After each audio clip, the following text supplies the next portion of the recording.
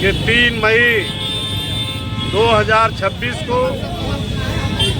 इस देश की सबसे बड़ी परीक्षा नीट यूजी, जिसके माध्यम से देश के मेडिकल कॉलेजों में विद्यार्थियों का नामांकन होता है,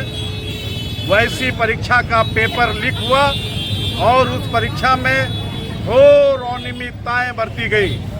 जिसके कारण 12 मई 26 को एनटीए ने, नेशनल टेस्टिंग एजेंसी के द्वारा उस परीक्षा को रद्द कर दिया गया। उसके परीक्षा के रद्द होने से लाखों छात्रों के भविष्य के साथ यहाँ की भारतीय जनता पार्टी की केंद्र की सरकार और उस सरकार के शिक्षा मंत्री धर्मेंद्र प्रधान, उसके प्रधानमंत्री नरेंद्र भाई मोदी ने उस 22,79,000 छात्रों के साथ खिलवाड़ करने का जो काम किया है, उसी से आक्रोशित होकर के झारखंड मुक्ति मोर्चा के छात्र युवा संगठन जो हम लोगों का है, उस संगठन के माध्यम से आज पुतला दहन का कार्यक्रम रखा गया था और इस कारगिल चौक पर देश के केंद्रीय शिक्षा मंत्री धर्मेंद्र प्रधान और देश के प्रधानमंत्री नरेंद्र भाई मोदी का पुतला दहन किया गया। और इस पुतला दहन कार्यक्रम के माध्यम से यहाँ के तमाम छात्र ये मांग कर रहे हैं कि जो लोग इस पेपर लीक कराने में दोषी हैं, ये पहली घटना नहीं है, इसके पहले भी 4 बार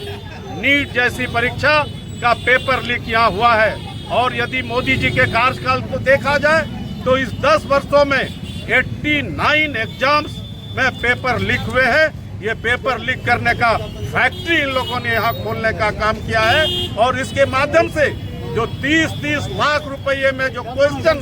बेचा जा रहा था, प्रश्न पत्र गेस्ट पेपर के माध्यम से जो बेचा जा रहा था, उससे पैसा इकट्ठा करके अभी जो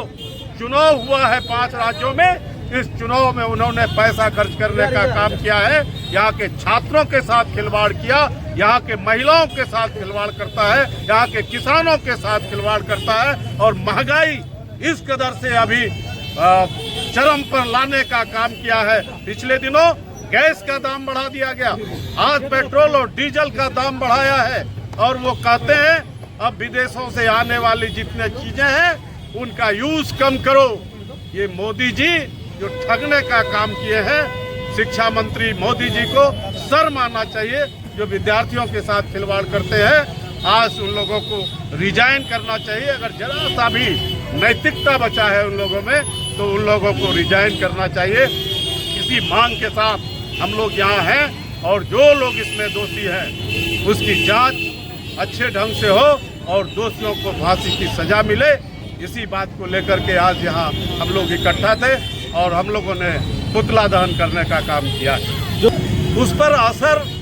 को आप किसी भी ऐसा यंत्र नहीं है जिसके असर का मापी किया जा सकता है। जो बच्चे 8th क्लास से 9th क्लास से ही अपना रास्ता तय करते हैं कि हमको इंजीनियरिंग में जाना है कि हमको मेडिकल के क्षेत्रों में जाना है, और उसी समय से ऐसे परीक्षाओं का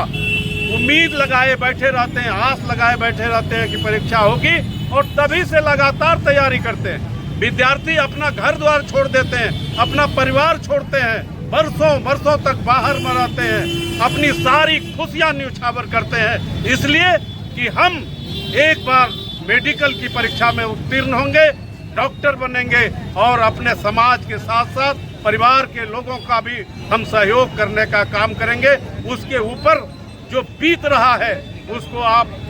किसी भी चीज़ों से माफ नहीं कर सकते हैं। इसलिए ये सबसे बड़ा और घटिया काम मोदी जी और धर्मेंद्र प्रधान जी ने कराने का काम किया है। लाखों अभिभावकों के सपनों पर जो पानी फेरने का काम किया है, इसी के लिए आज पूरे देश में बवाल है। छात्र सड़क पर हैं और गोड्डा में भी छात्र सड़क पर है अभी। इसलिए ये तब तक हमारी लड़ाई चलती रहेगी जब तक इसके दोषी को फांसी का सजा नहीं